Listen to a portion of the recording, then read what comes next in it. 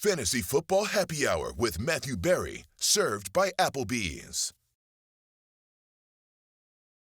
Welcome to the Fantasy Football Happy Hour. I'm Connor Rodgers alongside a very company man edition of Matthew Berry, Mr. Football Night in America, Mr. Applebee's, and of course, the dapper as ever, as always, Jay Croucher. This is a Bud Light, by the way. This is a Bud Light. So, seriously, company man right here. We can run a lot of sponsored segments with the pace you're on right now. Listen, we're going to cover a lot from the NFL draft, and to be helping us with that in just a little bit from Roto World, Eric Samulski and Roto Pat. But before we do, fellas, the entire draft is in the books. A long, long day 3. Matthew, any favorite picks to close out this stage of the draft? Well, a lot of favorite picks. Obviously, the Commanders, A++. I don't know if you can even give an A+++ draft grade, but I thought Adam Peters in his first draft as the general manager of the Washington Commanders, your future Super Bowl champion Washington Commanders, I thought he crushed it every single pick. It's weird. You rarely get 7 future Hall of Famers in one draft, and yet that's what Adam Peters did today. But I'll say this. I'll start here.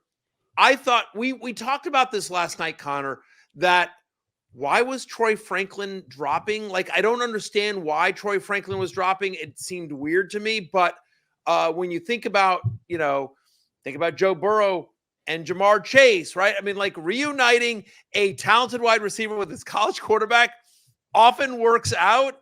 And so Sean Payton, early in day 3, getting Troy Franklin, reuniting him with Bo Nix, who, I think it's a great landing spot. Offensive-minded coach who's obviously had a lot of success in terms of throwing the ball down the field. And you think about his competition for targets. Yes, you've got Cortland Sutton there, who's been on the trade block who's been rumored to be traded. So we'll see what happens if Sutton is still a Bronco come September.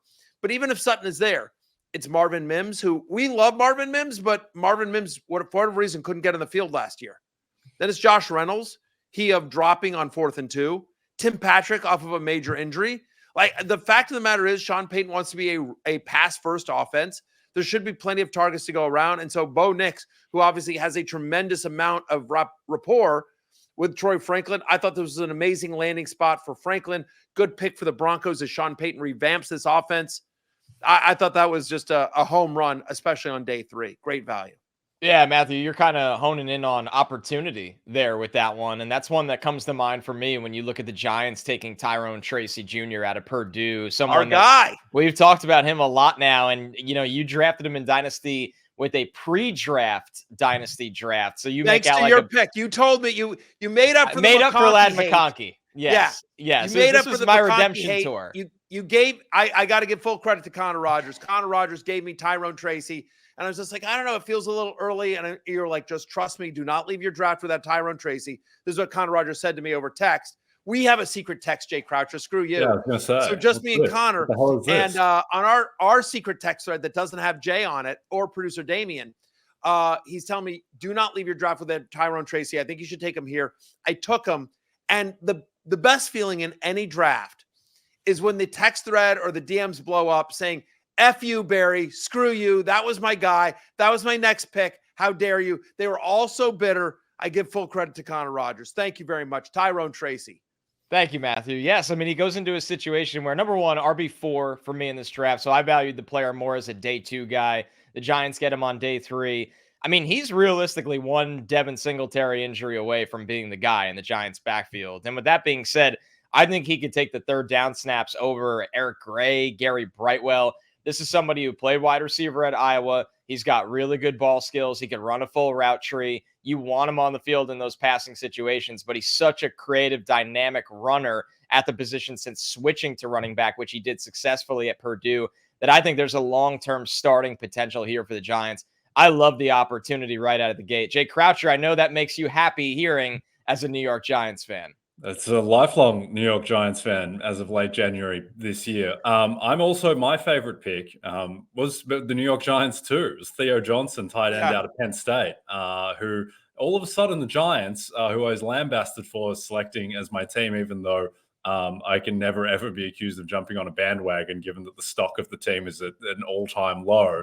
But now adding Nabers, also solidifying at running back, and now adding Theo Johnson, where I think the thing here is that just with opportunity, like we don't know if Darren Waller is going to play football next year. Yeah. Theo Johnson is just going to be the starting tight end for the New York Giants. I know that doesn't, on paper, that doesn't sound amazing. It's like being the starting tight end for the Carolina Panthers, which I'm going to get to as well. But I think we forget that 2 years ago, this Giants offense was perfectly fine with Daniel Jones playing really well, having the best season of his career under Brian Daboll. I think the offensive line is going to be in a much better spot this season than last, and just with Nabers spacing the field as well. I mean, Connor, what do you think of Theo Johnson? What do you think of the fit?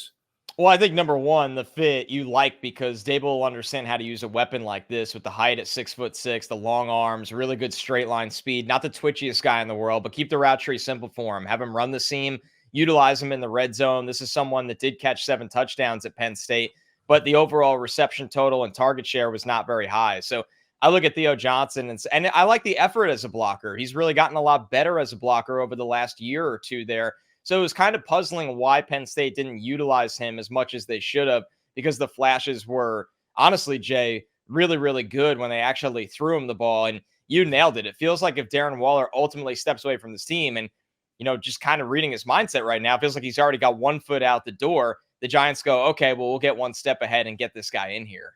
Yeah, yep. I just want to say this real quickly about Theo Johnson. Like, there are rumors, to your point, Connor Rodgers, about Darren Waller might be retiring, and you have to feel like, whether that's been public or not, that the Giants probably have at least a sense of where Darren Waller is leaning. And we just talk about fantasy. Fantasy success comes from literally 2 simple things: talent and opportunity. Connor, you just talked about the talent. So let's talk about the opportunity real quickly. You mentioned Malik Nabers. Great. What does Daniel Jones do really well? He throws in the middle of the field. He throws between the hashes. That's where he's most comfortable. That's where all the underlying metrics show you this is where he's most effective. And so a healthy Daniel Jones, and you think about a Brian Daboll offense, whether it was Cole Beasley back in Buffalo, or, you know, kind of we saw a couple of moments here and there with Darren Waller in New York as well. So we expect friend of the podcast, Jaylen Hyatt, to move inside this year. So Hyatt and now Theo Johnson. You've got Malik Nabers on the outside. You still have to respect Darius Slayton and his speed as well. And Tyrone Tracy, who, as we just talked about, is a great threat out of the backfield, a converted wide receiver who has nice hands. All of a sudden, the passing offense of a Giants team that should be down and throwing this year suddenly becomes, at least for fantasy purposes, kind of interesting. And I think Theo Johnson, immediately to your point, Jay, is on the tight end 2 radar, assuming Darren Waller decides to retire later this year. Yeah. And just before it slips my mind, also just want to draw attention to the fact that Matthew referred to the Commanders as Super Bowl champions in the future. And the beautiful thing about that is that time as a concept stretches into eternity, for all we know. And so I think you can continue using that terminology, as the Commanders may need a lot of that chunk of eternity to get that done. I think personally, I've got 40 years left. You know, hopefully more. Hopefully more. You want to bet the under, Jay? I understand that. That's fair. Not the man with your diet soda tendencies. No 40 years plus like 800, Jay? 34 and a half is the number. Okay. Yeah. You cut out diet soda and it goes up to 50 and a half. You can live forever. Yeah, exactly. I mean, like, don't forget the fried chicken fingers that I like so much. Sure. And the pizza. But anyway, I think I've got 40 years left. So we've got 4 decades to make my prediction come true. Future Super Bowl champion Washington Commanders. But I appreciate you setting the line. So if I say 40 years, I get to 90 something. If I say 40 years, Jay Croucher, you're setting the line at what? I would take the under on 40, which is kind of grim to tell you to your face. Yeah. But no, I'd say, what's the average life expectancy? It's like 80, 82 for a man in America, you're going to say? Are you just putting yourself 8 years above? Yeah, I think I'm a survivor, if I'll be honest with you. And the other thing here, Jay, is that from what I understand, like, I don't know if it's 73 or 76, but it's one of those ages where it's like, if you get to 73, if like 73, 75, if you can, that's like the age range where it's like really tough. And if you get through 73 to 75, kind of that range, you're home free. That's the age. And candidly, 73 is not that far off for me. So I think I'm okay. I think I can sort of power through. I thought that was going a different direction where you're going to be like, and I got through the Todd Collins era in Washington, so I can get through 73 to 75 and push on to I got 90. through the Dan Snyder era, but Todd Collins was nothing. I can't tell you how annoyed I get with all these David Tepper tweets. Like he walks into a restaurant to steal the hat from the guy and bitch about the sign, and people are like, "Oh, worst owner in the NFL." I'm like, he's not even close to the worst owner in NFL history. He's not even close to the most embarrassing. Stop it.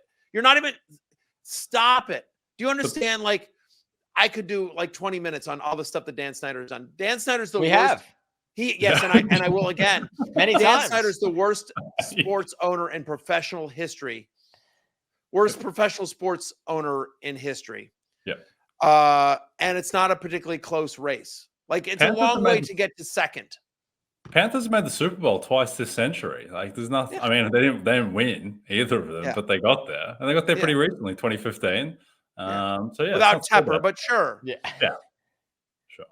But by the way, and we'll get to this later in the show, I kind of like what the Panthers have done this year in the draft. Connor Rodgers. I mean, Jay, why don't you take it away from there? I know you had said Theo Johnson wasn't the only tight end that caught your eye in the draft. Yes, Jatavian Sanders caught my eye as well. We talked about opportunity. Well, there's a wealth of opportunity in Carolina, and I know that they have strengthened their skill position room, but they've also strengthened their offensive line. I just don't think that Bryce Young, I just don't think he can be any worse than he was last year. And I know that people are starting to write him off. Let's see how he does with a bit more of a real supporting cast. And also the quarterback whisperer, Dave Canales. So I think that his ecosystem is going to be just better. And with Jatavion, I think that, with what he can do as a receiver, he could provide immediate value. Connor, I think he was like 50th on your big board, and he went outside the top 100. What do you think of him? Yeah, I think he landed, because of the testing, he landed at 68th. I was a little disappointed. I thought he'd be a more dynamic, explosive athlete, but I think he plays as one. When I watch Jatavian Sanders, he understands how to shield defenders. He's got good acceleration, especially when they play him off the line of scrimmage. He's not a guy that you're going to be asking to block all the time, which kind of enhances his fantasy value. This was a big-time recruit when he got to Texas, and I think people forgot about how special of a player he could be because he had to share targets with Adonai Mitchell. He had to share targets with Xavier Worthy. Jordan Whittington, their third receiver, he got drafted today as well. He's been dealt with an offense that's had a backfield of Bijan Robinson, top 10 pick. Jonathan Brooks went in, obviously the top 60 as well. So I think when you look at Jatavian Sanders, he made the most of his targets. He was a good college tight end, and he'll be a good NFL tight end. Matthew, I know you had one more day 3 pick. Before we get there, real quickly, just to comment on that, like, again, we're going to talk a little bit later about sort of like, fantasy winners and losers in terms of this draft. And that'll be a topic that us and every other show in the universe talks about over the next week, over the next month. But I will say that, and he's not who I'm going to pick, but I will say very quietly, Bryce Young had a very good fantasy draft. To your point, Jay Croucher, like, for all the criticism of David Tepper in the front office of the Carolina Panthers, they're doing what they can to Caleb Williams this, which is to put as much talent around Bryce Young to try to make him work, to make him a success, right? So they add Deontay Johnson in the offseason. You mentioned Dave Canales, who resurrected Baker Mayfield, and then before that resurrected Geno Smith, the quarterback whisperer Dave Canales, right? They added Jonathan Brooks, who's just an explosive playmaker in the backfield. They add Sanders now, right? They draft Leggett. All of a sudden, like, you can't sit here and say, like, well, he didn't have anyone. By the way, they still have Adam Thielen. Maybe they can squeeze one more season out of Adam Thielen, Connor. So I think Bryce Young is a pretty big winner this offseason in this draft in terms of, the talent that the Carolina Panthers have put around him. Yeah, I think so. And listen, to be fair to Bryce, who really, because of how amazing Stroud was last year and it looking like a tough decision after the trade, I mean, it's one of the worst situations rookie quarterbacks ever walked to in the history of the NFL. So there has to be some kind of, pendulum swing the other way. And the Panthers are doing everything possible to make sure that actually happens by getting guys that can make plays off of the quick passing game. And we're going to see that in Canales' offense. Yeah. The thing about, sorry, I was just going to say, we're 12 months removed from Bryce Young basically being a consensus choice over CJ Stroud for the most part. That's where most people fell. And I understand that the past year went as well as it possibly could have gone for CJ Stroud and as badly as it could have gone for Bryce Young. But like the NFL exists in small samples. Like we haven't given Bryce Young enough of a chance to fail conclusively. And look, if you ask me, like, is this guy going to make an all-pro team? Like probably not. Like percentages would say probably not, but there is still a chance that he can absolutely be the guy who was the consensus number 1 overall pick. And this year, I think there is enough around him where we will get a chance to evaluate him fairly. Because last year he was just drawing dead. Like he was drawing dead in that offense. They had no talent around him. Team was an absolute mess. This year, it seems like now they have the pieces where, like, if you're the Panthers, all you care about this year is just figuring out, like, is Bryce Young actually the guy? And I think they have enough now where they should be able to evaluate that. And maybe Jatavian Sanders can be part of that.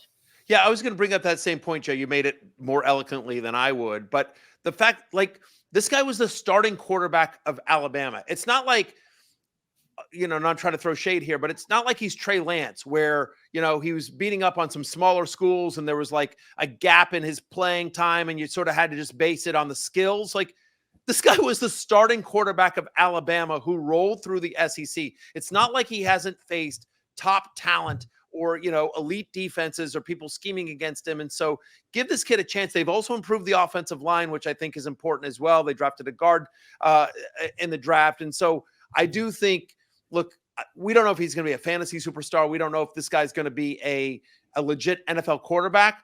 But I'm with you, Jay, that it is way too early to write him off. And I think that if you are a Bryce Young fan or a supporter or a Carolina Panthers fan, you have to be very pleased with what the team and organization has done in free agency in the draft to try to make Bryce Young work.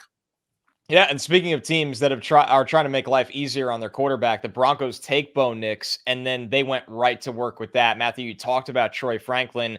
I'll double down on what they did, especially here on day 3 when they take Audric Estime out of Notre Dame. And this is someone that he runs the 4.7 40, and everybody instantly writes him off. And I understand a 40 time for a running back like that is a little bit, it catches your eye. But when you turn on the tape, the ability to create forced, missed tackles, the power running, the downhill ability, and then he still tested well in other areas. The jump specifically, I mean, you look at the 38-inch vertical, you look at the 10.5 broad, he's 221 pounds. So it's a little bit different from a guy that's 190 pounds in terms of the 40 time. He's carrying a lot of muscle mass. I look at Audric Estime and go, listen, he's going to take over what Samaje Perine's role was probably supposed to be pretty quickly, in my opinion. And when you just look at the roster, the way it's constructed, a team that wants to run the ball a lot, Javonte Williams with a big-time injury history, it wouldn't shock me if Estime is fantasy relevant at some point during his rookie season. Yeah, potentially. It's a crowded backfield. They like Jaleel McLaughlin, like they had it there. And Peyton does like to use multiple running backs, makes it tough. And so as long as Javonte Williams is healthy, and that's the key, it's hard to see Estime having, anything more than like some PPR value in deeper leagues as kind of a flex play. But to your point, love the player, love the landing spot in terms of Peyton will use him creatively, but obviously pecking order, he'll compete with McLaughlin, I think, for snaps, right? Because Javonte is the 1A. One other day 3 pick that I loved, Connor, I'm going to stay at the running back position. And let's talk about your guy, Jaylen Wright. You and I have talked about Jaylen Wright. I appreciate, by the way, this is me answering Steven, our producer's email before you got to him, because I know you would have liked to rather talk about Jaylen Wright because I know he's one of your guys. You had him higher than consensus. You love the player, and I'm sure you have to love the fit of Jaylen Wright, an explosive player, over 7 yards per carry in his college career, going to Miami, where Raheem Mostert, who's had a ton, friend of the podcast, but Raheem Mostert, who has had, obviously injury history. Devon Achane missed 6 games last year. Jeff Wilson has also dealt with injuries.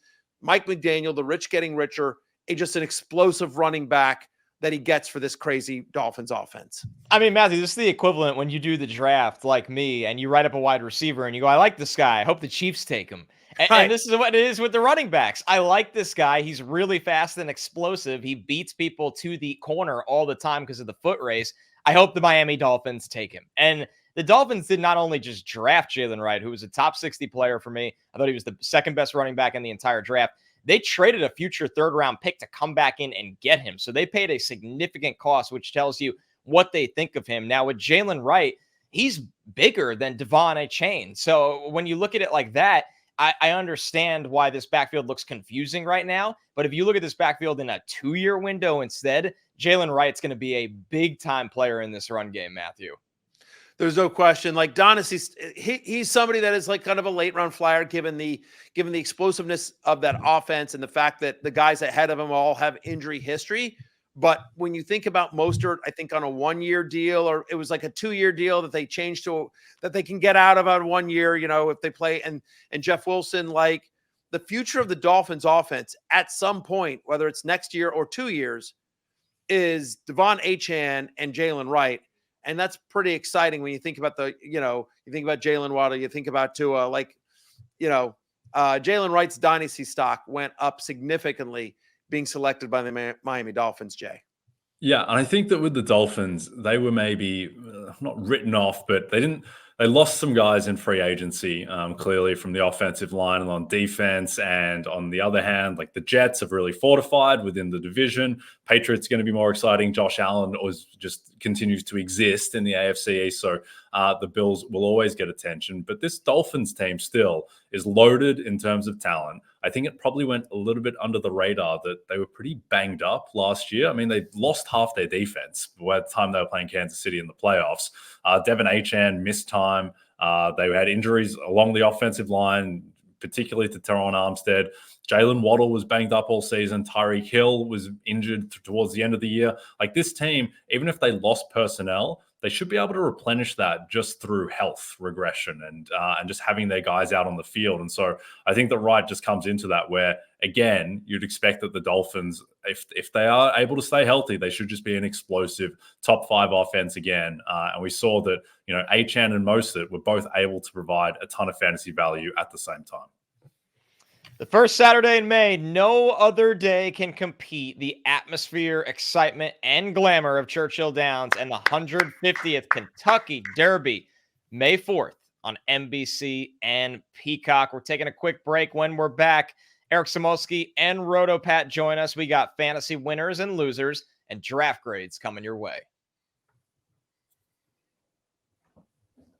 All right, happy to welcome on RotoPat and Eric Samulski here. We get a little bit better, huh, Matthew? We lose Jay Croucher and we add 2 from the Roto World branch. You love to see it. It's addition by subtraction just by the fact that we get a segment off from Jay, but then adding RotoPat and Eric, 2 of the smartest guys at Roto World at NBCSports.com. I appreciate you guys taking some time out to join us. Thank you very much. Thanks for making us better. So guys, we were talking about our favorite day 3 picks right before you joined us, and RotoPat, will start with you, and then Eric. Did you guys have some day 3 picks that stuck out to you on a very, very long final day of the draft?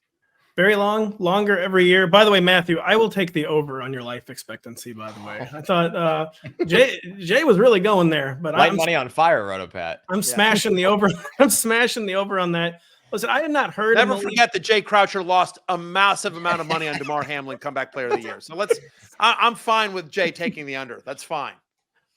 Before 2 weeks ago, really the only thing I knew about Malik Washington is that he was like a 40th year senior and that he had spent a lot of time at Northwestern. But the single season ACC catches record, he seems like one of the ultimate gadget guys you could ever find in the draft. And when someone from the Kyle Shanahan coaching tree once targets that kind of player, you have to take notice. And when Mike McDaniel takes Malik Washington in a receiver core, it seems so good, the Dolphins receiver core, because you have Tyreek Hill and Jaylen Waddle. What else could you need?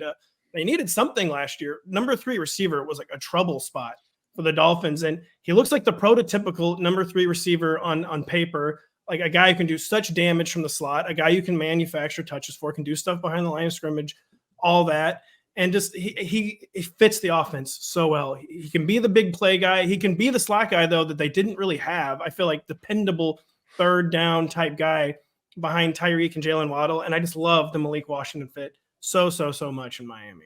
I love the fit, Pat. I looked at Malik Washington in this draft and said, if you don't want to spend a day 2 pick on Malachi Corley because they're looked at premium gadget players, just take Malik Washington on day 3 and you could have the same exact usage. So I'm a big fan of that. Eric, who did you like on day 3? Yeah, as another wide receiver for me, but it was Javon Baker who went to the Patriots. This is a guy who is second in the FBS in yards per catch. He can make plays deep down the field. UCF also used him on some, swing screens. He can really make guys miss with the ball in his hands. So I kind of like that effectiveness and that big play ability. This is the opposite of what Pat said, where, Malik Washington was going to a seemingly loaded wide receiver room. The Patriots are not that. They have a lot of names that you recognize. You're like, oh, that guy and that guy. Oh, that guy's there now too. I mean, it's KJ Osborne's there and Juju's there and Demario Douglas and, Kendrick Bourne's still around. But there's nobody who really stands out as being like a clear obstacle to a really good rookie. And Javon Baker has some inefficiencies that he can clean up. He's not a perfect wide receiver. That's obviously why he went in the 4th round. But I think the upside is really there. And I think the opportunity is there for a guy who's a big play threat. And so I really liked that as a day 3 pick. Yeah, Eric, Javon Baker, not only one on the field, really good deep threat, just does all the little things right. Positioning, tracking, body control. I thought he had the best press conference out of any player drafted with the quote, "Bring your popcorn. I make people in wheelchairs it's amazing. Stand up." Matthew, felt like that was kind of a talking point thrown at you on that one. Yeah, fair. Popcorn and standing up from a seat, a wheelchair. Yeah, exactly. 2 things. Listen, I love the popcorn. I don't like to stand up. So, those are that's right in my wheelhouse. But I appreciate that. You're welcome. We like Pop Douglas and we like, But I'm with Eric there. It's a pretty good landing spot for him. All right, guys, let's get into just general winners out of the draft. And I'll start here with, this is an easy one, right? Xavier Worthy, a guy I didn't see as a 1st-round pick. I saw more of as a top 50 player, but he goes to the Kansas City Chiefs. And the easiest drawback for this one, if you want to look at usage or what Andy Reid thinks Xavier Worthy can be in this Kansas City offense, is Deshaun Jackson. And I know it feels like low-hanging fruit, but Worthy is a guy, great speed, great tracking. He could simply stretch the field, make big plays down the field. We know Mahomes is going to, push the ball down the field and build trust with Worthy. They have Hollywood Brown there. That's only a 1-year deal. I still think he'll be involved in the offense. But if you're looking for a great spot to go, Xavier Worthy got his perfect place in this draft. I think especially, by the way, because he can be more than just a burner and a deep threat, where they didn't always use him the right way at Texas, but they tried to use him a lot of different ways. And even if he didn't have like a ton of success in 2022, I know like Steve Sarkisian didn't really seem to know how to use him. He has experience being used in a lot of different ways, a lot of different areas of the field. So hopefully he's not just a pure burner deep threat. Yeah, if you followed Bill's Twitter on Thursday night, they're fitting Xavier Worthy for a Hall of Fame jacket. The fact that the Bills and then traded to the Chiefs, who took a wide receiver, it's just like all of that added up to everybody being like, well, obviously, if the Chiefs wanted him, he's going to be great. There are some concerns about the size. Obviously, he is light. And obviously, the other component is like, yeah, it's great. He has deep speed. We've talked in the last 2 years about the way that defenses are taking away deep passing. So theoretically, it is a perfect fit, and it's great for Mahomes. Does that mean that all of a sudden the deep ball is going to open up again and they're not going to have to just throw over the middle of the field to Travis Kelce? Who knows? I mean, if there's anybody that can scheme this guy open, it's going to be Andy Reid, though. The other thing I'll just say very quickly is that there's opportunity there, right? Especially long term. Listen, Rashee Rice, had a great year, and obviously he's had some off the field issues, and he'll likely be suspended. But at some point he will come back. But other than Rashee Rice, obviously you mentioned Travis Kelce, but how much longer is he going to play? Sky Moore, Kadarius Toney, Justin Watson, all the other MVS, Mecole Hardman, all the other pieces that are there in Kansas City. There's a lot of names, but not anyone that other than Rashee Rice that you point to and say, yeah, that guy needs to be in the field every single snap. Xavier Worthy has that opportunity. You think about Andy Reid getting the extension. Obviously, Mahomes isn't going anywhere. So there's a really great landing spot here for Xavier Worthy. I think I saw this on Twitter. A reporter saying that text from an AFC general manager when he found out that the Chiefs got Xavier Worthy. F me. Checks out.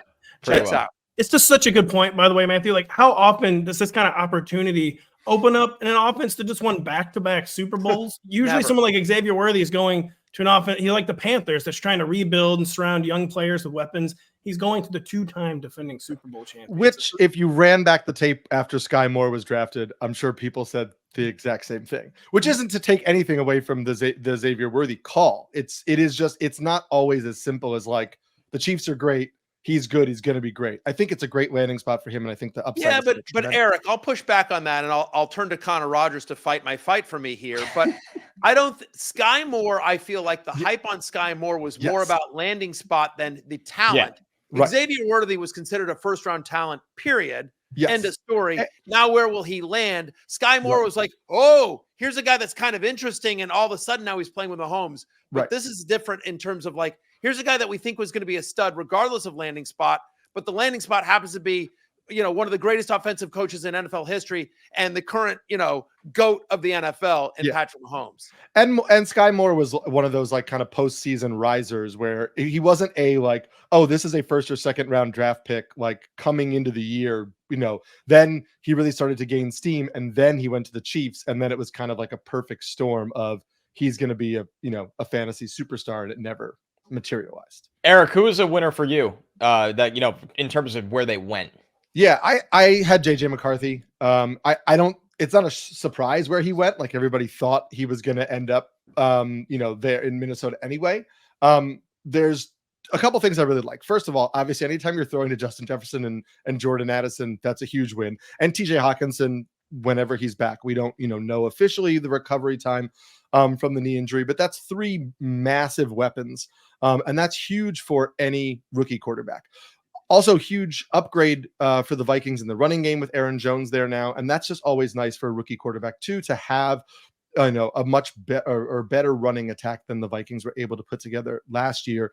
And so that's a good little safety blanket as well. I think also, like, listen, Sam Darnold has always been a talking point in terms of like, failed draft picks or, add him to the list of Jets draft picks that didn't pan out.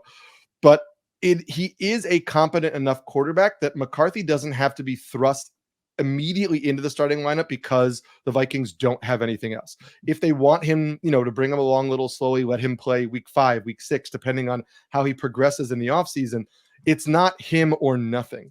So I think you have good pass catchers, a solid running attack, somebody who can be a bridge so that he doesn't have to get on the field until he's ready, and a scheme that really benefits kind of opening up the passing attack and really pushing the ball downfield. And I think it's a great landing spot for a guy who, I have some Michigan bias, obviously, but I think is going to show people that he is a far more competent quarterback than some people believed he was, because he played on a college team that didn't need him to carry the load for them. My only quibble on JJ McCarthy to the Vikings, say what you will about him, it is true that he was spoon-fed at Michigan, where they ran to pass the ball. He was managed and manipulated. He was put in position to succeed. Like when he did pass, it was in good situations. Of course, he wasn't asked to pass very often. And I just worry about going from a team that runs to pass to a team that passes to pass. Like, we'll see how much Kevin O'Connell can really change the system. He's from the McVay system, which is very versatile. We've seen all sorts of different styles out of Sean McVay, but we've only seen one style out of Kevin O'Connell so far. And if you're going with a super pass-heavy, pass-first system, JJ McCarthy is, of course, not the first guy who comes to mind, but so much talent, both on the coaching staff and in the locker room. Sure. And that's the point, right? I mean, that's just sorry, Eric. No, go. That's the point I think that Eric's making, Pat, is that likely he's going to play indoors. He's going to play for a pass-first coach. And so even if he struggles a little bit, even if he's not the most efficient guy, the volume and the talent of the players around him, plus the play calling. Kevin O'Connell, I think, is a really good offensive play caller. Elite. I mean, Kirk Cousins, looked as good as he's ever looked under Kevin O'Connell in that offense, in the dome, with those playmakers. And so I do think that, well, you can argue that maybe McCarthy's a little bit more manufactured and like set up to succeed than maybe other college quarterbacks coming out. I don't see why that can't continue fantasy-wise. He made Josh Dobbs a thing. He made Josh Dobbs a thing, right? Nick Mullins a thing. I mean, I'm just saying. At least, yeah. So. Yeah, I think saying, also, Connor Rodgers. I think also there's this idea, like, yes, the spoon-fed aspect, I understand what you're saying, but in opportunities where McCarthy had to, make plays on his own or make plays in less advantageous situations, he made them. So like a couple of the stats, like, you know, his completion percentage on scrambling was over 71%. And then his third and long completion percentage was 73%. And he completed first downs on over 55% of third and longs. So there's an idea that like those are not advantageous situations, right? Getting into that isn't like, oh, that he was spoon fed to be in a situation to be able to like get a layup throw for a first down. Or, you know, he had a really good offensive line, so he always had a clean pocket, and that's why he made good throws. Those things happened and they're true, but they're not the only narrative of him. And I think that we didn't see those opportunities that were disadvantageous to him as often, but I think he answered the bell in those situations. And I think he's going to be able to do that, you know, maybe not immediately, but within his rookie year, within his NFL career, that skill set is there. Pat, who ended up a winner for you? Listen, you could argue this guy would be a winner wherever he went. And you could also argue you want your first round elite wide receiver to catch passes from at least someone like middle of the pack and not like a bottom 3 or 4 quarterback situation. But I think Malik Nabers to the Giants really is a winner because he's going to be the sun, the moon, and the stars of this offense, basically. And he's the kind of receiver where quarterback play just doesn't really matter. He takes short area targets, not the only thing he takes, but he takes short area targets. He's the classic rolling ball of butcher knives after the catch. He can be schemed the ball so easily from a coach who schemes the ball so easily. Kind of all Brian Dable's done with 2 years to the Giants is create manufactured touches and try to get the ball in playmakers' hands because they haven't had the downfield talent and they haven't had the quarterback talent to deliver it. And so you see Malik Nabers with Daniel Jones and Drew Lock, and like, man, like what a waste. Like, are we going to have like 2 or 3 years of Malik Nabers' career where he's not living up to his potential? But I mean, he's fighting for targets with Wan'Dale Robinson, Darius Slayton, and Jalen Hyatt, and Theo Johnson, the rookie, like you guys mentioned. There is potential in that group, but this is still like a bottom basement skill core. And betting only on opportunity and projected touches can be dangerous with rookies, but I just think he really is like that scheme. The scheme doesn't matter. The quarterback doesn't matter. Like you can get the guy the ball so easily, and they are going to do so in New York. Yeah, I'm with you, Pat. He's quarterback proof, which is a crazy thing to say about any wide receiver. But when you look at the situation Garrett Wilson went through when he won Offensive Rookie of the Year, and then obviously Rodgers got hurt last year and he was still really good. Guys that know how to separate within the first 0 to 8 yards and are also effective off of manufactured touches and then can stick their foot in the ground and win over the top, really win at all 3 levels. Those guys overcome those situations. And you nailed it that the opportunity is just insane. I mean, Matthew, we're going to be talking about Malik Nabers all summer. Yeah, for sure. And like Jay's made this point before as well. Like Daniel Jones struggled last year. Daniel Jones is fine. Like again, give Daniel Jones a healthy season, a little more playmakers around him, maybe a better offensive line. But like the idea that Daniel Jones is like some sort of like disaster. He's not Zach Wilson. Like he's not Zach Wilson. He's not what the Jets had last year for sure. I mean, he's not Ben DiNucci. Like I'm just like Desmond Ritter. How long can we do this? Daniel Jones is Kenny Pickett. Daniel Jones is going to be fine for the purposes that we care about him, which is getting the ball to Malik Nabers. He's going to be perfectly fine. Like a year ago at this time, Daniel Jones had gone on the road, beat Minnesota in the playoff game, got a massive contract, and no one was going like, what are the Giants thinking? No one said that. You know what I mean? Like he had one bad year. It was a very bad year. I get it.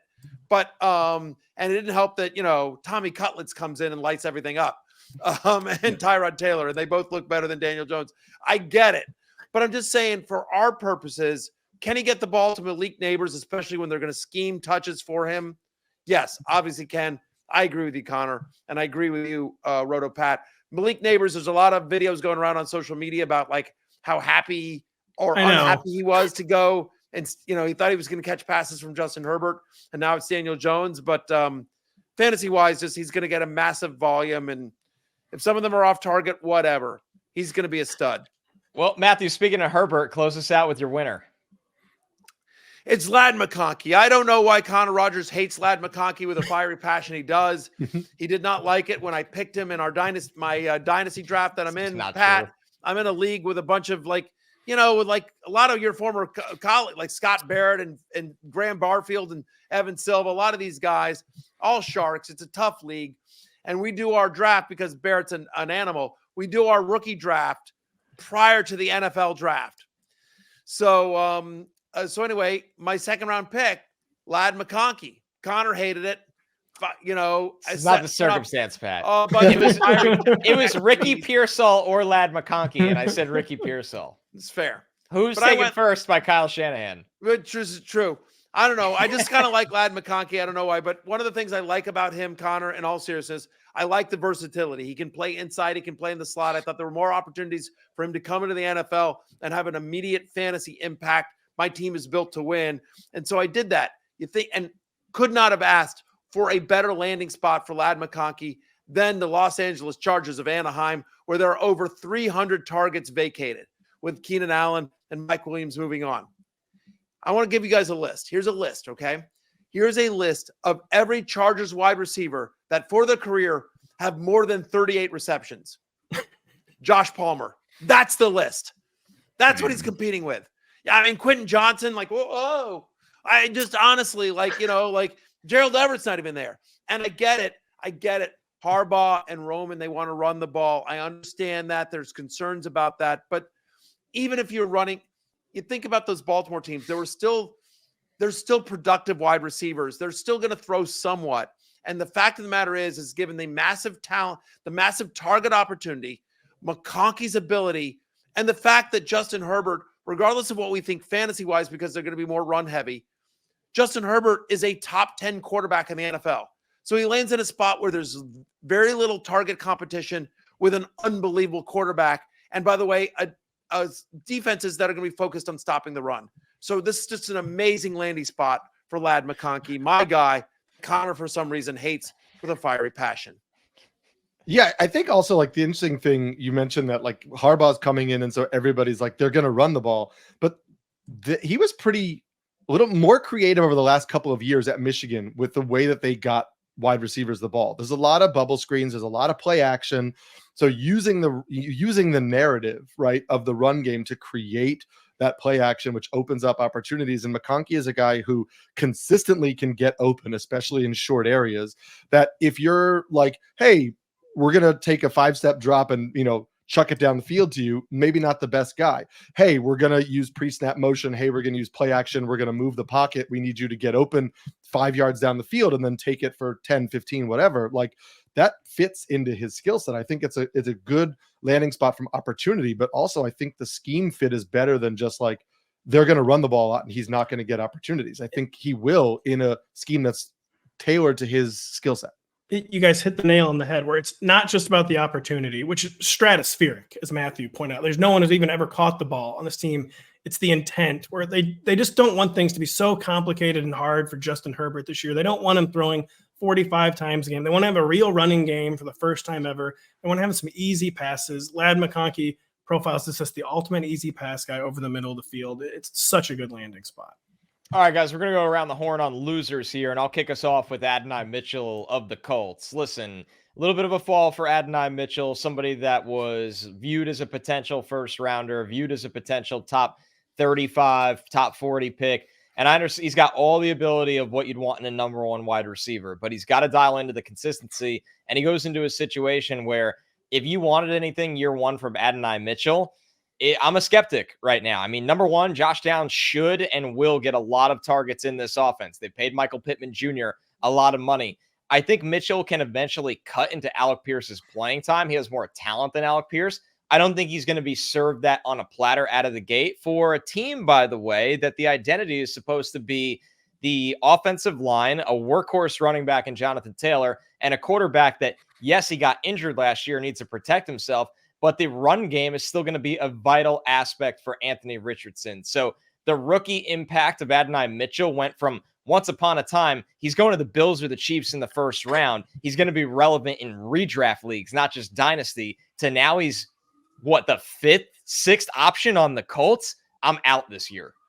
He was a guy, who was supposed to be sliding into a number 2 or 3 role. And now he has like a bona fide competition. Like, can he beat out Alec Pierce to be the number one outside guy? And coupled with the character concerns, whether those are real or not, very, very concerning landing spot for AD Mitchell. Pat, who do you have as a loser? Listen, people have been talking about the Malik Nabers reactions. The reaction I noticed on draft night was Brock Bowers when the Raiders called him, where I almost thought, like, this guy looks like he's taking a phone call and he just like failed a PED test or something. Like, he looks like very unhappy, like very, very distraught. And maybe he's not, I'm sure he was ready for anything. But with the Raiders, it's not just about Brock landing what is a crowded skill core with Davante Adams, Jacoby Myers, of course, the second year, really good young tight end, and Michael Mayer. It's about the intent. They want this to be a smash mouth offense. They want the passing volume to be limited, I'm assuming. And just and the quarterback play too. Like Gardner Minshew, he's the ultimate like meme quarterback. Like he's going to be like a cult hero for as long as he's around the NFL. But he's a guy, he's kind of a one-read guy. Gardner Minshew locks on to Michael Pittman last year and just peppers him with targets, didn't support anyone else in fantasy. So you have a guy who only supported one guy last year in Indianapolis, trying to feed four different people in an offense that's going to be run first and smash mouth. Just really could not have dreamed up a worse landing spot, I thought, for Brock Bowers, who could have been like Dalton Kincaid. I hate to say steroids again, like Dalton Kincaid on steroids this year. He could have made such a huge rookie impact. Now you're hoping for what, like Pat Fryermuth or Tyler Higbee? It's just such an unfortunate landing spot for Brock Bowers. Pat, not only do I agree with you, especially because, by the way, the Raiders were one of the teams that obviously were very rumored to take a quarterback early. They did not in this draft. So it appears that they're going into the season. It's either going to be Gardner Minshew or Aiden O'Connell. And so I'm with you. They want to run the ball with Zamir White. They want to play good defense. They want to hide their team. And so, as you mentioned, they have a lot of pass catches to feed. I have a crazy take for you, which I think, 48 hours ago would have been seen as insane, but I want everyone's reaction to this. I argue that fantasy-wise this year, among tight ends, Ben Sinnott has a better fantasy year than Brock Bowers. Hail Flanders, hail victory. You're out of pocket with that comment. You're completely out of pocket. Who's got more opportunities, got a better quarterback? Brock Bowers is just such a better player. I get it. He's one of the best. I mean, I get it. But man, no, I can't. We're not arguing talent, Connor. I know. We're but that's swinging too far an opportunity. Eric, Pat, am I crazy with that take? Is that a crazy? Tell me he's hot absolutely take? Out of his mind. I think it's a little crazy. But I will take Matthew's point and maybe sand it down a little bit and suggest that maybe it's just that, like, I don't know if, say you're in like a 12-team league, like, yeah, I think you're drafting Brock Bowers, but like maybe you're drafting Brock Bowers. Like he's on the fringe, and I think he'll be on waiver wires in some shallow, like 10 and 12 team leagues in particular, because I don't know that after like an immediate reaction, I don't see putting him inside the top 10 tight ends right now. No. And that's without like really diving in. You could see him closer to 15 by the time you're like really going through everything and the landing spots. And like, so maybe he's undrafted. You got all the obvious studs, and then you got Ben Sinnott. So, I mean, like, right. Exactly. It's hard to get him inside your top 10. Ben Sinnott 13, and then 14 for Brock Bowers. Yeah. There you go. Thank you, Eric. You get it. It's on the bold. Back on the show. It's on the bold side, your take, but there's not a lot of competition in that tight end room. I mean, maybe Zach Ertz, I guess he'll make the team. The ghost of Zach Ertz? Exactly. Like it's a winnable competition for him. There is a lot of target competition from the wide receivers, but if we get like this wild hair Jayden Daniels offense, this could be like a shootout team this year. Ben Sinnott Cliff Kingsbury wants to throw it. Cliff Kingsbury wants to throw it. It obviously depends on Daniels, but I will say this. From the time that, speaking of Zach Ertz, and this shows you how long he's been in the league, but the year he got traded to Arizona, Cliff Kingsbury was the coach. And from the time he got to Arizona for the rest of the season, Zach Ertz was the 5th best tight end in fantasy on a points per game basis. Cliff used the tight end. So versatile, I think, can get on the field. I get it with Brock Bowers that I'm not arguing that Sinnett's I'm not that crazy. Obviously, Bowers is like a fantastic, he led Georgia in receiving yards for 3 straight years. Like, Brock Bowers is like the man, but it's a bad offense it's a bad passing offense with a bad quarterback and lots of target competition. All I'm saying. Matthew, with your point, I think you can make a larger point too about Brock Bowers. Is that basically you're now in a position where you're tie breaking against Brock Bowers, and maybe some people will still tie break in his favor when it comes to Ben Sinnott, but he's become a guy where if you're tie breaking, it's going to be usually against Brock Bowers. Can I mean, Connor, maybe you have a sense of this from the way the skill sets line up.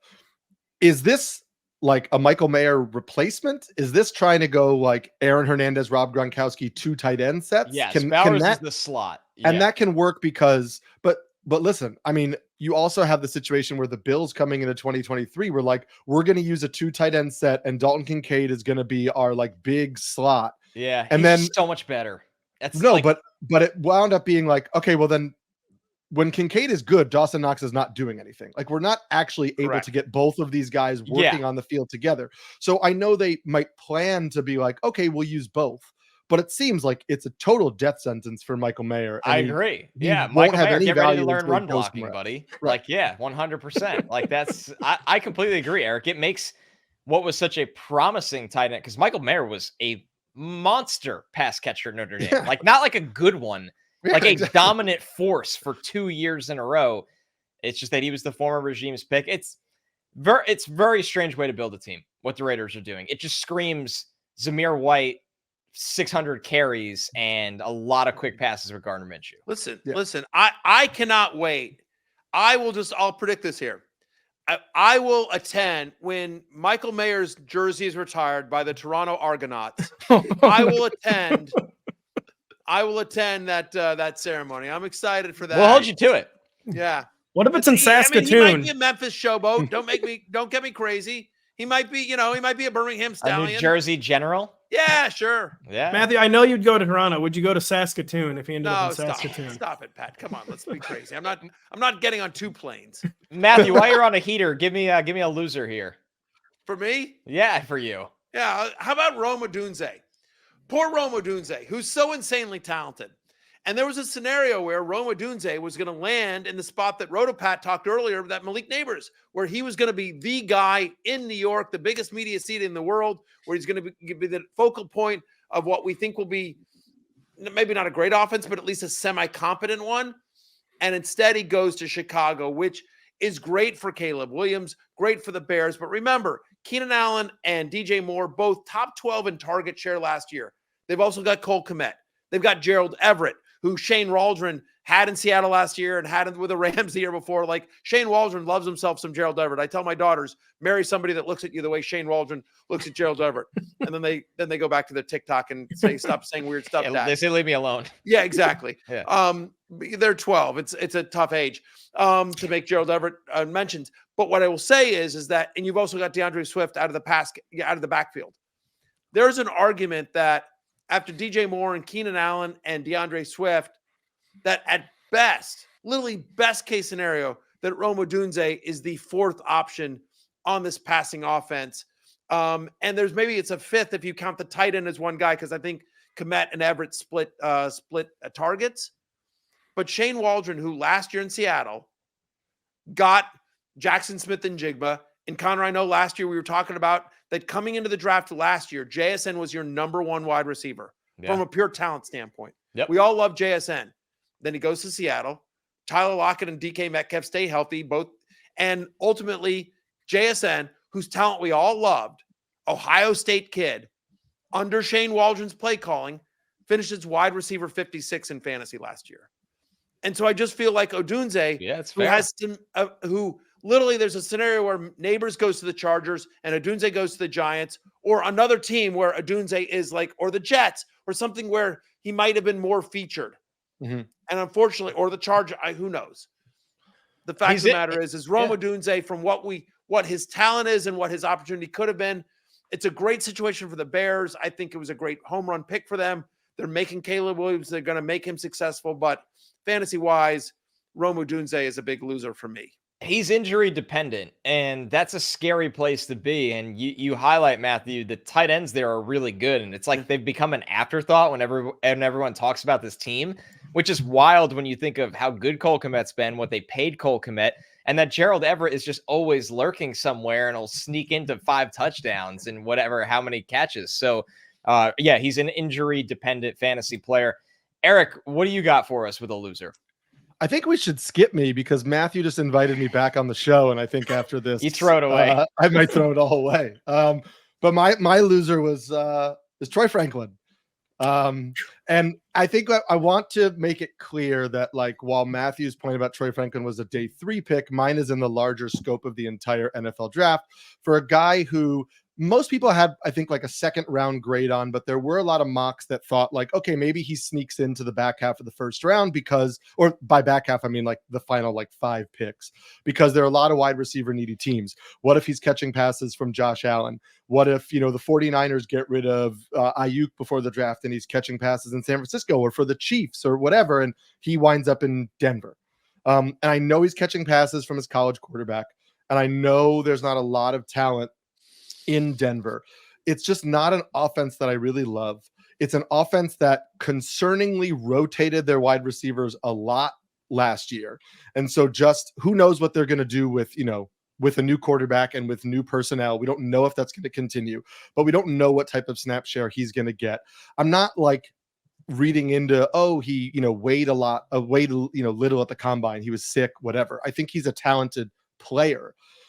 I'm not fully sold on Bo Nix, the NFL quarterback. I don't love the offensive scheme there. And I don't know that he's going to get immediate production. We'll see what happens with Courtland Sutton. We'll see what happens with Tim Patrick, who was re-signed and is coming back from, a knee injury, and who knows how early he's going to get back on the field. We talked about Marvin Mims.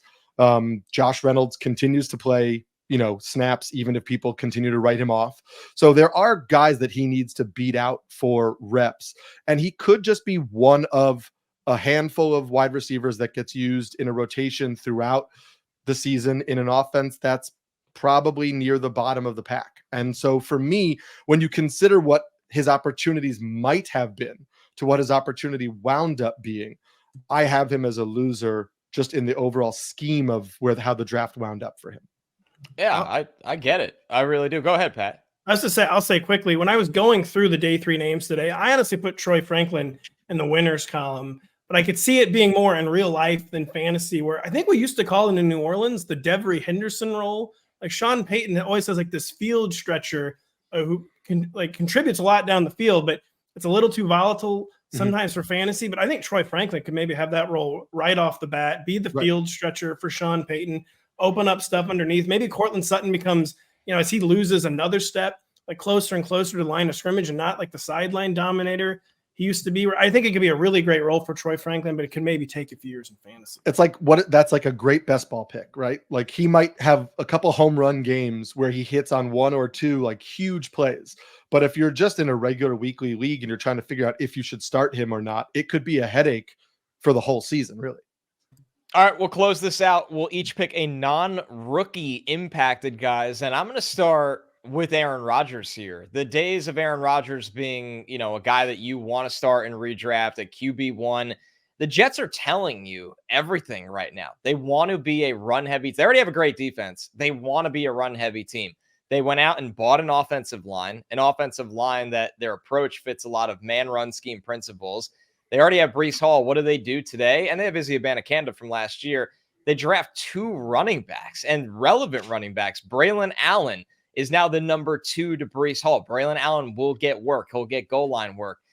You just look at the situation with this team right now. They want to play with the lead. They want to control the clock. They want to run the ball, and they don't want Aaron Rodgers to get hit, because when they lost him last year 4 plays into the season, their season was over immediately. And yes, they have insurance behind him in Tyrod Taylor, but it's still not the same impact. So Aaron Rodgers in fantasy, it's not that he'll be irrelevant, but this is not a team that's looking to have him drop back 40 times anymore, Matthew. Yeah, no question about it. And listen, they don't need him to. Like, they're going to have a great running game. They're going to have a great defense. He literally needs to be upright. And honestly, even if he got hurt this year, I think with Tyrod Taylor, like they have more depth at the position. And Jordan Travis was an interesting day 3 pick as well. So they have more depth at the position than they did last year at this time. But literally for the Jets to accomplish what they want to do this year, Aaron Rodgers needs to be a league average quarterback. That's it. He just needs to be not terrible. Yeah. As long as he's fine, as long as there's a threat of him going over the top with Garrett Wilson, the defense in the run game will take care of everything else. So I'm agreeing with you, Connor. I'll just jump to real quickly, my impacted player. And I'm going to say Trevor Lawrence. How about T-Law? I spoke with Coach Doug Peterson at the Combine, and I asked him, I said, what did you think of Trevor Lawrence's year last year? And Peterson said on camera to me, he says, I thought he was good, not great. Which I was like, I couldn't believe his candor, but I agree with Coach Peterson. Trevor Lawrence last year was good, not great, and some of that was on him. And so he's a franchise guy. He's their guy. How do they protect him? So they went out this year. They lost Calvin Ridley. Fine. They go out and they signed Gabe Davis. Well, Trevor Lawrence by Brian Thomas Jr. being drafted by the Jaguars. This affects so many players. And I picked Lawrence as sort of the poster boy, but the fact of the matter is that Brian Thomas Jr. is like Gabe Davis, just better, right? Better, more consistent. And so, this is a guy that led the NFL on deep touchdown passes last year in FBS. He was third most in terms of deep passing yards.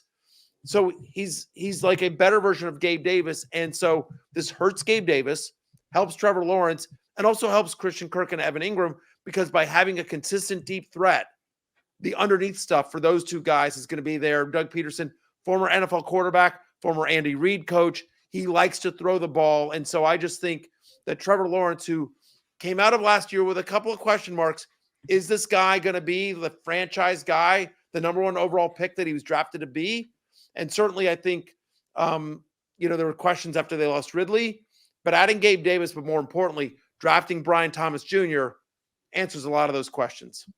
You lost real talent in Calvin Ridley, but I think it's a better designed offense. You have the two true sideline guys and can clear space for Zay, Kirk, and Evan Ingram, and I could not agree more. Eric, what are you looking at? Yeah, I mean, my biggest non-rookie impacted was Davante Adams, and it was for all the reasons that Matthew was talking about just with the Raiders offense. The Raiders were a quarterback needy team that was going to get a quarterback in this draft, or that was the narrative, and they didn't.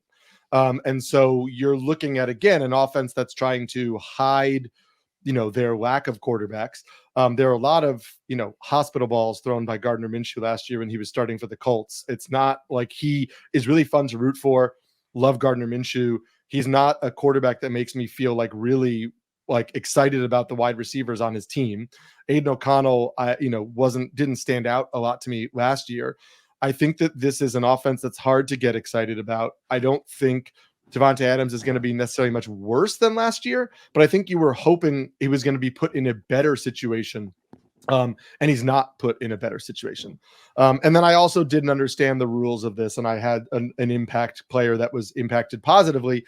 And I put Curtis Samuel, because the Bills were going to trade for Brandon Ayuk. They were going to trade for Cortland Sutton. They were going to trade for T. Higgins. They were going to draft 3 wide receivers. And they drafted 1, and it was Keon Coleman. And Brandon Beane said after the draft today, they're done. They're not making a trade. They don't have the cap space to make a big trade. Now, again, believe a GM at their word, to your own peril. But the Bills really don't have cap space to make a big move. And so right now it looks like they're going to go into the season with Curtis Samuel as their number 1 wide receiver. And understandably, it's going to be a shared number 1 mantle with Coleman and Khalil Shakir, and really Dalton Kincaid as the number 1. But there's going to be tons of opportunities for Curtis Samuel when it looked like he might get buried behind bigger names coming into draft weekend. My guy, Connor, is I go to great pains not to be a hot take guy, and it feels hot takey to me, but I think Kyren Williams is just a big loser in this draft. And listen, the entire second half last year, he was handling 25 touches per game, and he was handling them splendidly. But I just do not think the Rams want to run back that formula. He broke his foot as a rookie. He had the high ankle sprain last year. I think they have legitimate durability concerns about him, and they just rode him last year because they didn't really have another option. But now they have another option in Blake Corum. And I did our pre-draft write-up on Blake Corum. I buy into the narrative that Blake Corum is not an explosive guy. I don't think he profiles as a great NFL running back. But I mean, even Sean McVay, how can you draft a guy who scored 27 touchdowns for the national champion Michigan Wolverines and not at least give him an opportunity at the goal line? And he's the 3rd back off the board. Draft capital is so important. The Rams have had success with both running back approaches, bell cows and committees. I just think they want to go back to that committee. They want to try to protect Kyren Williams, and maybe in a way that hurts his fantasy value. I just don't see how Blake Corum does not get an opportunity to be the goal line back in this offense. And you can easily justify it. They want to save wear and tear on Kyren, save Kyren maybe more for the second half of the season. I just think Kyren has taken a massive hit with the Blake Corum selection. Yeah, they used a pretty significant pick on maybe the most pro-ready running back in the entire draft in a scheme that is familiar to him. He comes from Michigan. They want to do man, gap, downhill. He goes to the Rams. McVay has really shifted from zone heavy to that man, gap scheme approach. So that pick signals you are going to be a significant part of our future, and that future starts right now. By the way, the Rams are not a team that have a ton of picks. And to your point, Pat, so like they need to nail every pick because it's not a team that is, flush with draft capital. And Kyren Williams last year, as great as he was, missed a month. So like they have, to your point, they've had success with committee. And so it feels like a weird pick if he's just being drafted for depth. DraftKings Sportsbook is an official sports betting partner of the NBA, and during the playoffs, new customers can bet $5 and pocket $200 in bonus bets instantly. Download the app and use promo code Barry when you sign up. DraftKings Sportsbook, the crown is yours. Huge thanks to Pat. Huge thanks to Eric. We're taking a break. When we're back, Jay returns to talk Rookie of the Year odds. Welcome back, Jay. It's great to have you back. We cannot do it's nice. Well, we can't do Offensive Rookie of the Year, Defensive Rookie of the Year without Jay Croucher. So let's jump right into the Offensive Rookie of the Year odds, courtesy of our friends at DraftKings. And no surprise here, Jay, because of the talent being the number one pick and the situation he walks into, Caleb Williams is at plus 200, the leader on the board. Do you think those odds are fair? And is there really any value in the new? Do you think people are going to jump on this and he'll eventually be, almost even at plus 100? It could well happen, but I don't think it doesn't appeal to me now to bet Caleb Williams at plus 200. I don't think the odds are incorrect or anything, but plus 200 means a 1 in 3 chance that he wins Offensive Rookie of the Year. And I think that is probably about fair, but I think there may be more value just in waiting and just actually seeing and making sure that he does realize his potential. And look, he should come in short because he's the most talented quarterback and he has the best situation. And it's going to be a very high profile team in Chicago and a big market. So that's why he's plus 200. But I think the interest comes with someone like Marvin Harrison, who is plus 600, and I think is rightfully the number one skill position player and second on the board after Caleb Williams. I think that he is in the best position to succeed as the number one guy in Arizona with a strong quarterback there to boot. And then beyond that, I mean, some of these names I think we can not dismiss, but like Drake Maye, who may not even start in New England and doesn't have a great deal of weapons. Xavier Worthy, I think is going to be excellent for Kansas City's offense, but there's also a chance that he is the fourth option in their passing game, potentially, behind Rashee Rice, Marquise Brown, and Travis Kelce. We'll see how that evolves. Rome Odunze, we love him, but he's likely wide receiver 3 in that offense. And then Malik Nabers doesn't have the quarterback talent throwing him the ball, I think. So look at other names. I know it's not super exciting, but Bo Nix is going to be a starting quarterback from week 1, I think, in a Sean Payton offense. And the weapons aren't incredible, but he does have some pieces there. And so he is one who I would monitor. He's 16-1. And then the other guy who is going to be the most divisive is JJ McCarthy, where if you think JJ McCarthy is going to be good from the get-go, like he has Justin Jefferson, he has Jordan Addison, he has TJ Hawkinson when he comes back, he has an elite offensive line, and he has an elite offensive coach in Kevin O'Connell. So if you just think JJ is going to be good, then he arguably has just as good of a situation as Caleb. But Connor, the talent there's more question marks about JJ than Caleb, clearly. Right, and you're dealing with I don't think, Sam Darnold will be the starter for too long if he is, but you do deal with the question of if he's guaranteed to play the full season. He's not. I know it's a little chalky, but I like Nabers and Marvin Harrison Jr. I mean, plus 900 for Nabers. The targets will be there. Marvin Harrison Jr. is where I would put most of my shares on there at plus 600 because I think there's still value, and I think that'll move closer to plus 500, plus 450. Matthew, anything stick out to you? Sorry, Ben Sennett didn't make the board.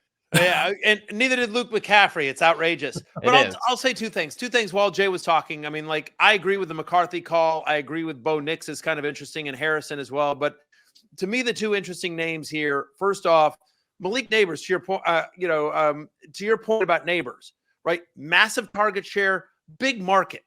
And everyone's just writing the Giants off to just be terrible this year. If Daniel Jones is competent, if Daniel Jones is a 500 quarterback, and Malik Nabers is getting like massive target share and the Giants are like not awful. If they're a 500 team, like, just again, explosive player. You think about Odell Beckham Jr.'s rookie year. Just again, New York loves a winner. They're looking for a star. This kid has star potential in that market, in that offense, given the amount of targets and work he's going to get. So I think that's really interesting. And you guys are going to call me a homer, and you're right to, but I'll just say Jayden Daniels. Again, think about how bad the Commanders are last year. They're picking second overall. Jayden Daniels, who, by the way, has won some awards in the past. Just saying. This is a guy that has gone against a lot of these other guys and has won some awards. So Jayden Daniels, in what should be a fantasy-friendly offense, under Cliff Kingsbury. And so Jayden Daniels, who, again, I'm not saying he's Lamar Jackson. One other coach said, oh, he's Lamar Jackson 2.0. He's not. But he is a guy that can make flashy plays with both his arm and his leg. And again, I think it's all about expectations. Everyone is expecting Caleb Williams. I feel like Caleb Williams is going to get no credit for the fact, like, even if Caleb Williams is good, they're going to be like, DJ Moore and Keenan Allen doesn't count. But if Jayden Daniels comes to Washington, which has been in the quarterback desert for, 2 decades, except for 1 year of RG3, I don't know. I think Jayden Daniels is kind of interesting given the offense and the opportunity. Again, if Washington is not terrible this year, if they're just competent. Yep. No, I think that definitely makes sense. And the good thing about Jayden Daniels is that that if he is good, it is going to be accompanied by insane statistical production. Like JJ McCarthy might be really good, but it might be masked a bit by, potentially if he is in more of a running offense. He might just be solid across the board. And a good defense. Minnesota's going to have a good defense this year. Yeah, like Mac Jones was very, very good his rookie year, but it's not like the numbers were super flashy in New England and he lost to Jamar Chase. If Jayden Daniels is good, he's going to have huge numbers which promote an offensive rookie of the year case. I think the issue with betting the board at the moment, like we've just said, like 11 names of really good guys. Right. And so I think it's better just to let it unfold. The last thing I'll say, though, is that the good thing with Nabers, and you mentioned this, Matthew, the good thing about betting on a guy in the New York market, if he is the most deserving candidate, he is going to win. There is no doubt about it. Like Chris Olave pretty much had the same offensive rookie of the year case as Garrett Wilson. And he just wasn't in the discussion because he was kind of in obscurity in New Orleans compared to Garrett Wilson in New York. And it's not like Garrett Wilson was undeserving, but they were pretty close in terms of merit, and Garrett just lapped him. Let's close this out, guys. We're looking at defensive rookie of the year odds. Dallas Turner at plus 400, Latu at plus 700. Jay, what do you think of this board, obviously headlined by the pass rushers? Yeah, so I'd say historically, the thing to look at with D-Roy is that edge rushers win a significant amount of the time, and it's pretty much always guys taken in the first 40 picks or so. You don't really get guys who come from the clouds that frequently to win this award. And so you're looking at edge rushers who go early, and that's why Dallas Turner and Latu are the two favorites. My question to you, Connor, though, is that why is Dallas Turner plus 400 and why is Latu plus 700? Is that just because, the Vikings, they blitz a lot with Brian Flores and Danielle Hunter just had a ton of sacks in that defense that he's going to accumulate?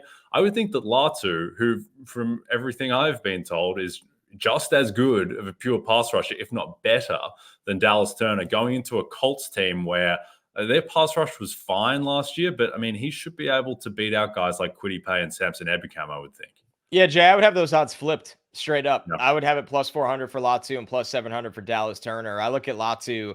He's one of the more pro-ready pass rushers I've seen in the league. And he doesn't have the athleticism and the length and the testing that Turner has, but he has a wide array of moves. He is going to be, you don't want to say sack artist because people think 18 to 20, but I think as a rookie, 10 sacks is in range for Latu. And Matthew, this will make you happy. Johnny Newton being down on the board at plus 3,500. That's insane value. Newton was one of the best defensive players in this draft. The only reason he didn't go in the top 20 picks is because he was recovering from the fractured foot that he didn't get to test. Newton is a stud. I think that should be almost plus 1,300, not plus 3,500. I was going to mention Newton, and then it's like, oh, you guys are going to just call me a homer. But screw it, you call me a homer anyway. But you're absolutely right. Think about, first off, he's going to a Dan Quinn defense, and obviously the offensive line protections are going to be like, let's take care of John Allen, let's take care of Daron Payne. So I think Newton, again, it has an opportunity to get a lot of one-on-one matchups and be put in a position under Dan Quinn to put up some flashy stats. And so to your point, again, at plus 3,500, I don't mind taking a flyer there. Yep. No, I don't mind that. And just the last thing I'll say is I know this is edge rusher focus usually, but Sauce Gardner won the award 2 years ago. You can absolutely win it even if you're not an edge rusher. Marshawn Lattimore. Quinyon Mitchell is 10-1 and Terrion Arnold is 13-1. And those two guys, they have a chance to be the number one cornerback on a team that could potentially compete for the 1 seed in Philadelphia and in Detroit. So look, 10-1, 13-1 when you're not an edge rusher, not super appealing, but those guys I think are guys to monitor, particularly Quinyon Mitchell, who will come in with all the narrative in the world after how bad the Eagles defense was last year. If the Eagles defense is better, if the Eagles are better and Quinyon comes in and performs from the get-go, then he could very well win the award. Fellas, that's it for us. Potentially the next time we're together is the Kentucky Derby. Yeah. Yeah. It will be. I've no designs on seeing Matthew in the next 3 days. I'm sorry, what, Jay? Sorry, I talked over you. I have no designs on seeing Matthew in the next 3 days. So the next time will be the Kentucky Derby. I'm gonna send you videos of me just waving to you in various states of undress, just to bother you. Okay. Nice. Exactly. I'm going to see how many HR violations I can accomplish before we are all together in Louisville, Kentucky, live from Churchill Downs, where this will be replaced by a mint julep on Thursday as Connor, Jay, and myself and our buddy Drew Dinsick. That's right.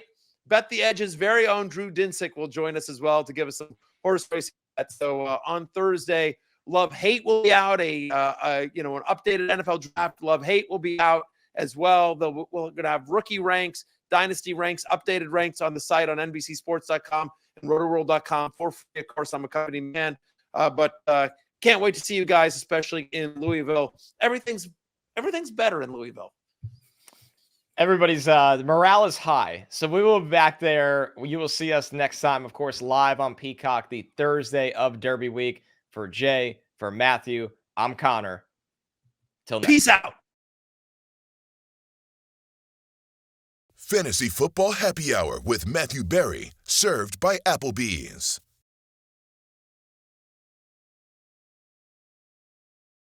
Hey, it's Matthew Berry from NBCSports.com and rotoworld.com, and I want to thank you so much for watching whatever it is you just watched, or if nothing else, being too lazy to click out of the autoplay after this video started, after whatever it is you actually wanted to watch finished. But now that you're here, I'd like to take a moment here to ask you respectfully now, okay? I'm asking you respectfully to subscribe to the NFL on NBC YouTube channel. You'll get the latest Roto World fantasy news headlines, all sorts of great shows, including my own Fantasy Football Happy Hour. So go subscribe now. Again, I'm asking respectfully.